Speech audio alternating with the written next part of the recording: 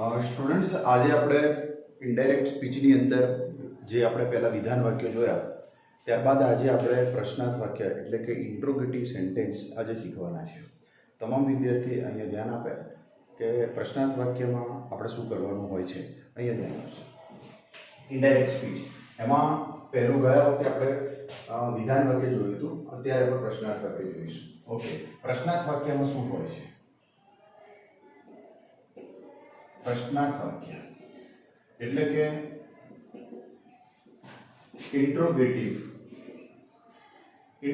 Sentence. Interrogative sentence વાક્યમાં પાછળ પ્રશ્નાર્થ ચિહ્ન હોય છે એટલે આપણે એને પ્રશ્નાર્થ વાક્ય તરીકે ઓળખીશું.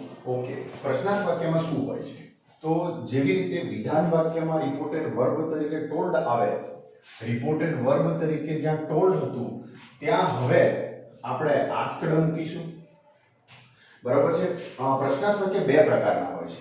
બંને પ્રકારના વાક્યમાં રિપોર્ટેડ વર્બ આસ્કડ આવશે. હું અહીંયા બીજી રીતે લખું છું જેથી તમને ખ્યાલ આવશે.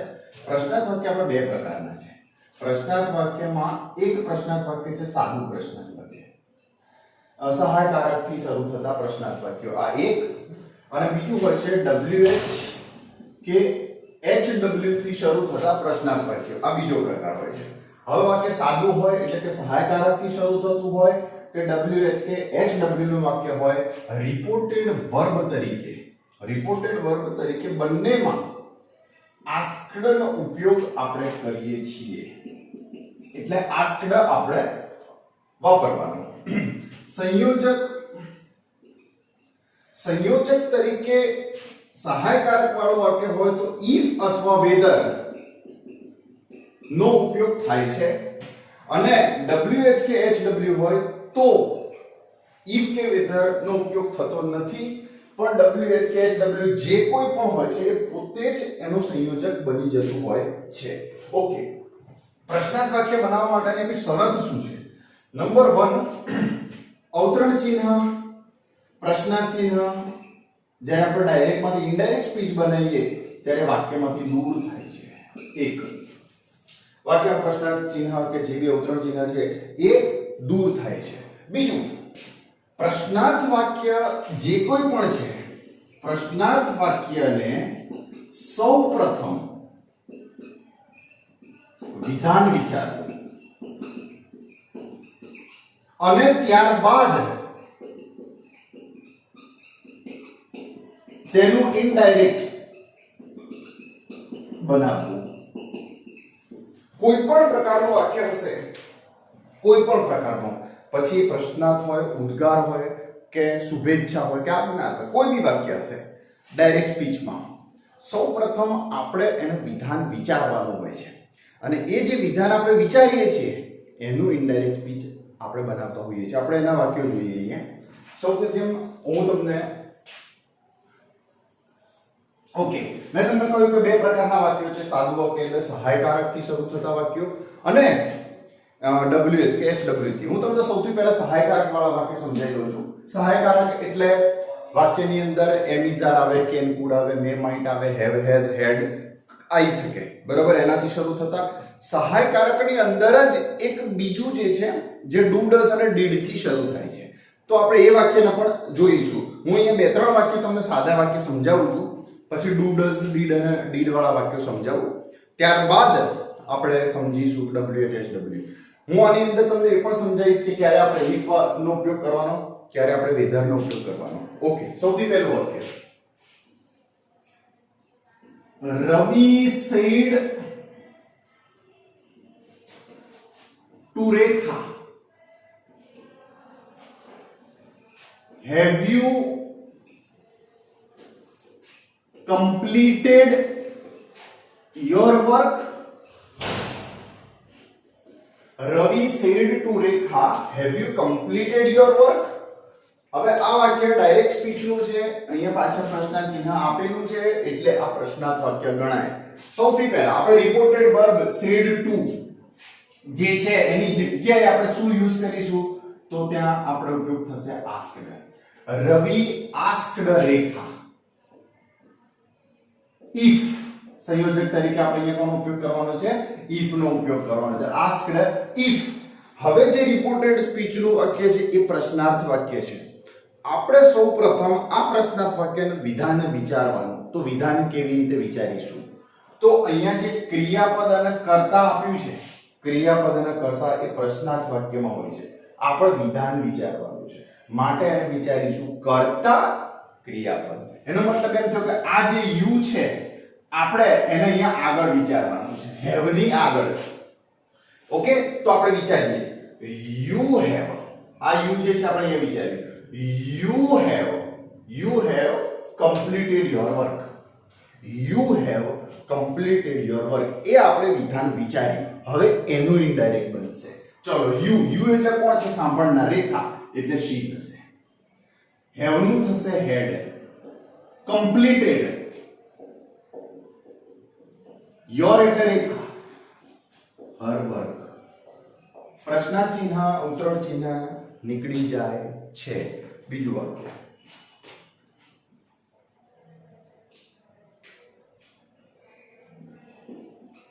Ashok said to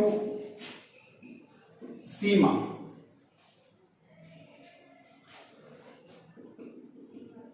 will you sing a song for me? Will you sing a song for me? આ વાક્ય પ્રશ્નાર્થ છે. સૌથી પહેલા આપણે શું કરીશું? તો said to ની જગ્યાએ પ્રશ્નાર્થ વાક્ય છે એટલે asked મૂકીશું. Ashok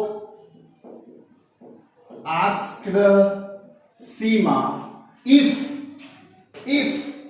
હવે જે will you જે છે ક્રિયાપદ અને કર્તા એની જગ્યાએ આપણે કર્તા ક્રિયાપદ વિચારવાનું. એટલે will you જે છે એનું થશે you will. એટલે કે આ you જે છે એને અહીંયા વિચારી લો. You will sing a song for me. શું થશે? You will sing a song for me. ચલો યુ એટલે કોણ છે? સીમા. સીમા સાંભળનાર છોકરી છે એટલે સી થશે. will નું થશે would.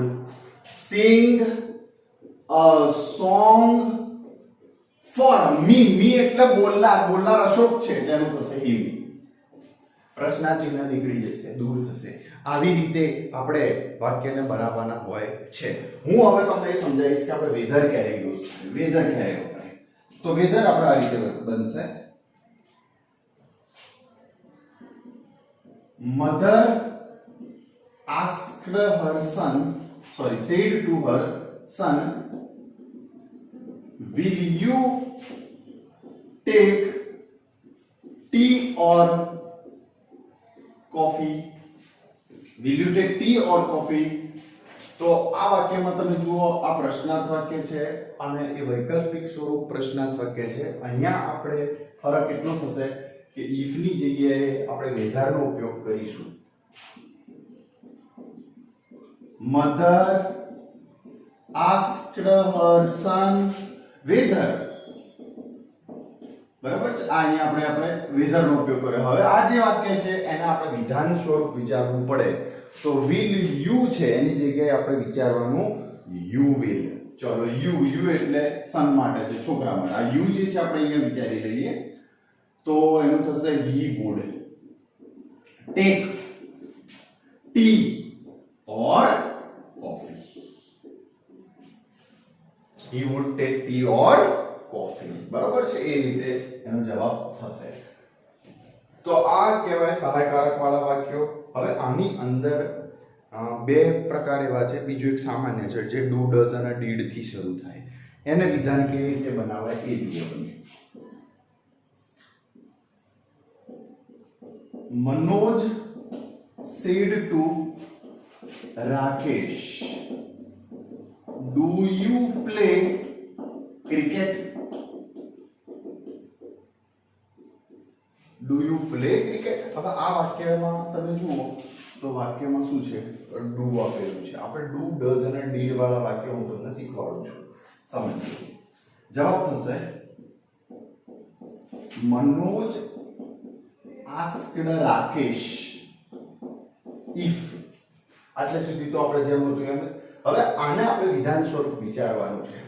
ડુ ડઝ અને ડીડ વાળા વાક્યને વિધાન સ્વરૂપ વિચારવા માટે ફક્ત તમે ડુ જે છે ને એને निकाળી दो वाक्यમાંથી એટલે પાછળ જે વાક્ય દેખાય છે એ વાક્ય બની ગયું વિધાન વાક્ય હવે જ્યારે વાક્યમાંથી આપણે ડુ અથવા ડઝ દૂર કરીએ તો જે ક્રિયાપદ હોય આ જે ક્રિયાપદ એનું ભૂતકાળ થાય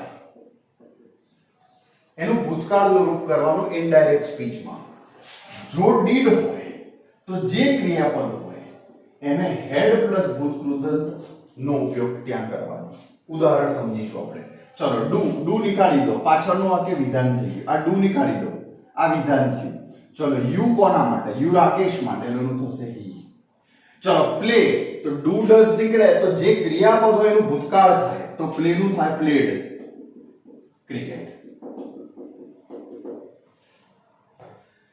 if he played cricket બરોબર છે પ્રશ્ન ચિહ્ન નીકળી જશે બીજું વાક્ય હું ડઝ વાળું સમજાવું છું Nirav said to Mala does he eat panipuri does he eat panipuri तो आ वाक्य केवी रीते बनशे Nirav asked Mala if does નીકળી જશે does અહીંયાથી નીકળી જશે અને અહીંયા જે ક્રિયાપદ eat છે એનો ભૂતકાળ થશે if આ he છે એ ત્રીજા પુરુષનું સર્વનામ છે એમાં કોઈ ફેર થશે નહીં if he ate પાણીપુરી બરોબર છે તો એ આવી રીતે બનશે હવે હું તમને એક ડીડ વાળું વાક્ય સમજાવું mister Shah said to his daughter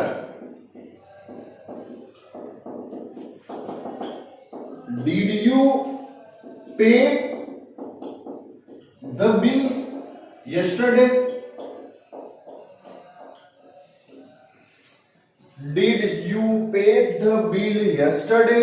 તો વાક્ય did વાળું છે આપણે શું કરીશું did નીકળી જાય ક્રિયાપદ જે કંઈ પણ છે એટલે pay છે pay એને head પ્લસ ભૂતકૃદંત થશે head paid થશે તો જોઈએ આપણે શું થશે અહીંયા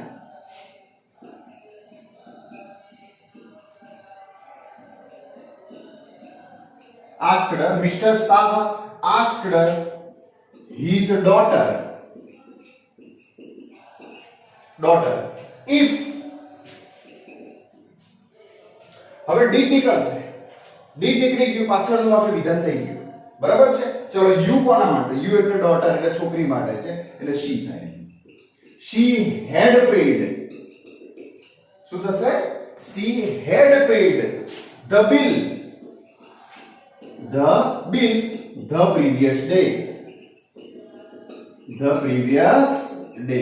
yesterday નું the previous day થાય તો આ જે સહાયકારક ક્રિયાપદો થી શરૂ થતું જેમાં આપણે સાદા સહાયકારક જોયા અને ડુ ડઝ અને ડીડ થી શરૂ થતા જે વાક્યો હોય છે એ જોયા ડુ ડઝ અને ડીડ માં વિધાન બનાવવા માટે ફક્ત ડુ ડઝ કે ડીડ વાક્યમાંથી દૂર થઈ જાય અને જે જરૂરી ફેરફાર છે ડુ ડઝ નીકળે તો ક્રિયાપદનું ભૂતકાળનું રૂપ થાય અને ડીડ નીકળે તો ક્રિયાપદ હોય એનું હેડ પ્લસ ભૂતકૃદંત થાય છે આ યાદ આપણે રાખવાનું છે યસ તો આ સહાયકારક છે હવે હું તમને સમજાવું છું WH અને HW થી શરૂ થતા જે વાક્યો હોય છે એનું ઇનડાયરેક્ટ સ્પીચ કેવી રીતે બને એ બનાવવાની રીત આ જ છે સેમ છે એમાં આપણે if કે whether નો ઉપયોગ કરતા નથી બાકી સંપૂર્ણ મેથડ આ જ છે સમજી લઈએ ઉદાહરણ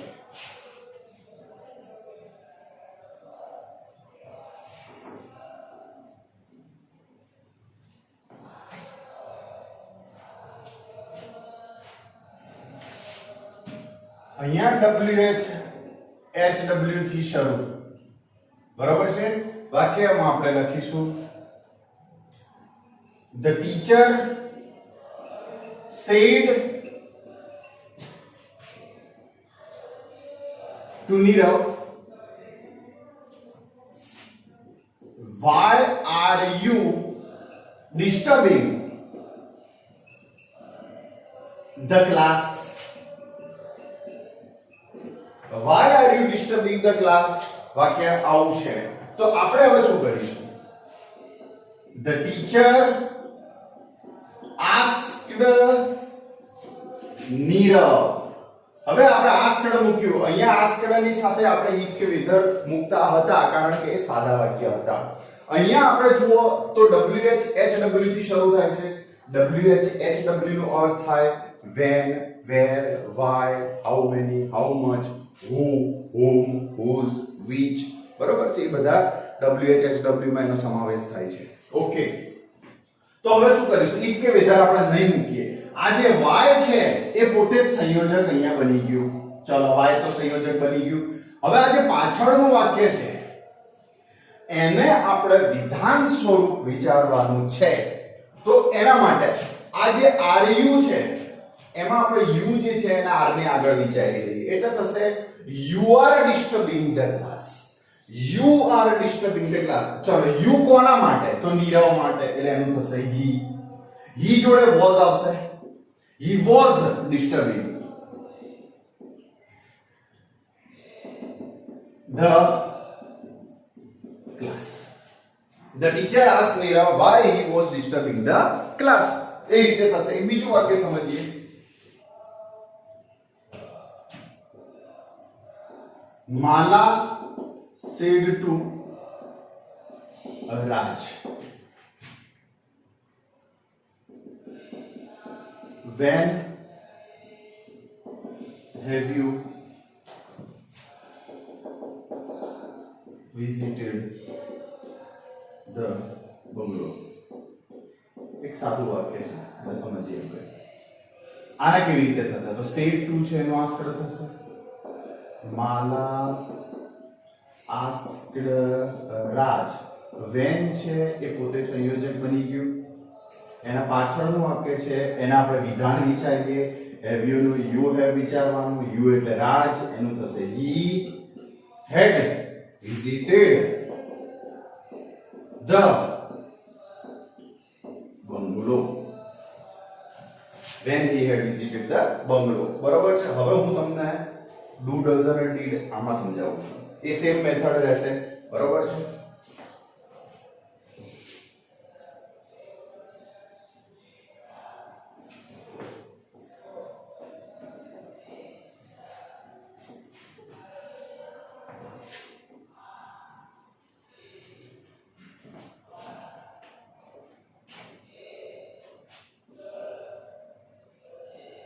આશા said to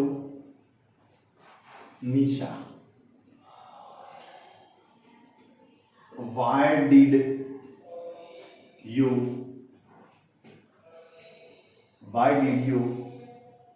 reject the file why did you reject the file તો આ did છે હવે વાક્યમાં જોઈએ આશા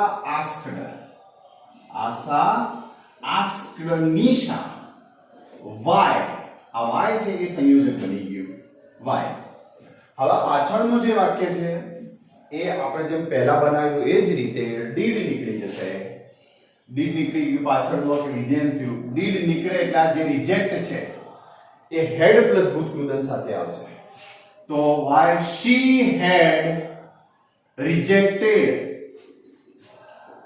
the file આવી રીતે એ વાક્ય બનતું હોય છે બરાબર છે તો આ WH અને SW ના આ વાક્યો થયા હવે હું તમને જે આપણે આવે છે પેરેગ્રાફ ના રૂપમાં હું તમને વિધાન અને પ્રશ્નાર્થ ભેગા કરીને સમજાવું છું વિધાન અને પ્રશ્નાર્થ આપણે ભેગા કરીને થોડું સમજી લઈએ કે એમાં કેવી રીતે થાય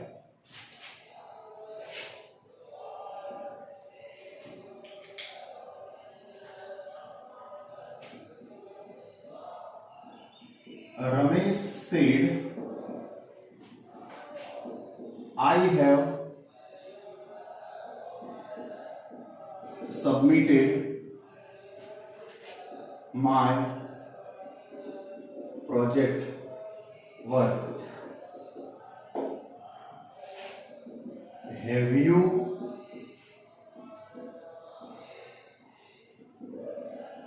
submitted yours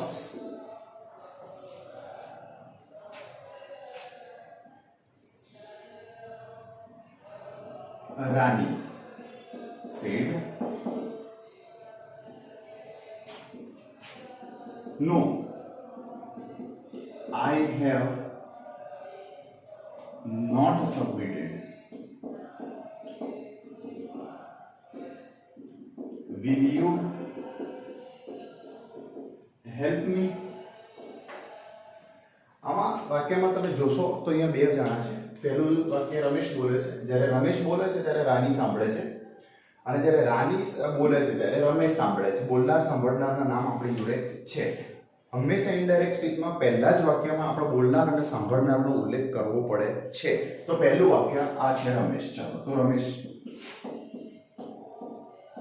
હવે આ વાક્ય પહેલું દેખો વિધાન છે ને, પહેલું વિધાન છે, અહીંયા ફૂલ સ્ટોપ છે. પહેલું વાક્ય વિધાન છે. રમેશ જ આ બે વાક્યો બોલે છે. રમેશ જે વાક્ય બોલે છે એમાં પહેલું વાક્ય વિધાન છે, બીજું પ્રશ્નાર્થ છે. આપણે આ બે વાક્યને જોડવા પડશે. એ કેવી રીતે જોડાય એ હું સમજાવું છું તમને. તો પહેલા આપણે રમેશ આવે. રમેશ ટોલ્ડ. કેમ ટોલ્ડ? કારણ કે પહેલું વાક્ય આ વિધાન છે એટલે. સાંભળનાર રાની, સંયોજક that. Ramesh told Rani that I have submitted my project work. I એટલે બોલનાર એટલે રમેશ, એટલે એનું થશે he. have નું થશે had. આ have છે એનું had થશે. submitted my એટલે Ramesh, his project was, his project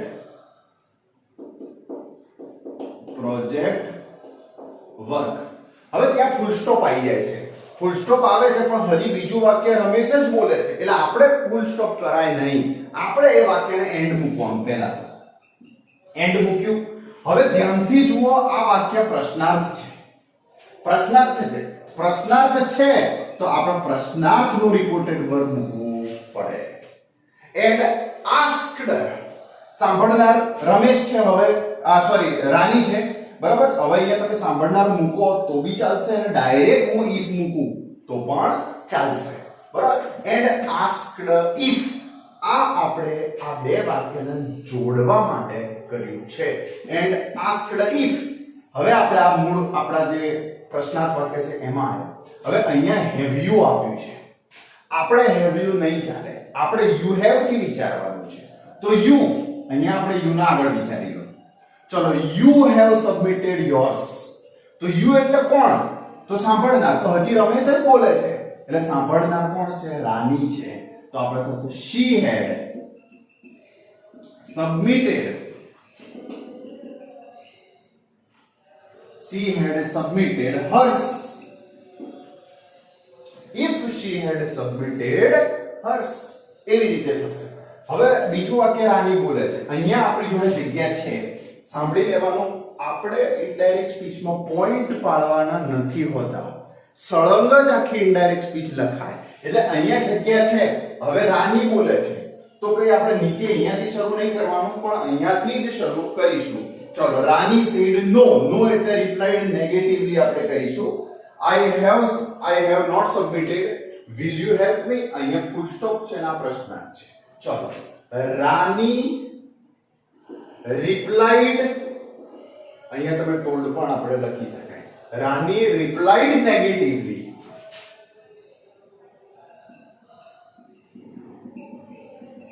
Rani replied negatively that.